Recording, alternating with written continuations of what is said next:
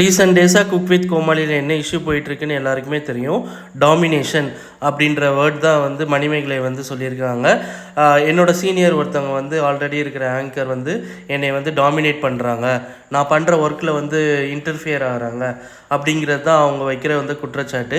இது வந்து சினி இண்டஸ்ட்ரியில் மட்டும்தான் நடக்குதா அப்படின்னு கேட்டால் இல்லை, நம்மளோட ரியல் லைஃப்லேயுமே வந்து நம்மளுக்கு வந்து இந்த மாதிரி டாமினேஷன்ஸ் வந்து நிறைய இடத்துல வந்து இருக்க தான் செய்யுது.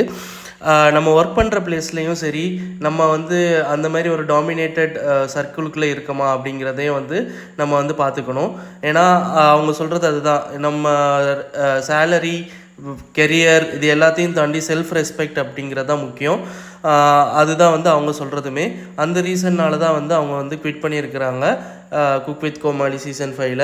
நிறைய பேர் வந்து இந்த சீசன்ஸ் பார்த்துட்ருப்பீங்க. ஆரம்பத்துலேருந்தே இந்த மாதிரி வந்து இஷ்யூஸ் போயிட்டுருக்கிறது வந்து எல்லாருக்குமே தெரிஞ்சது தான்.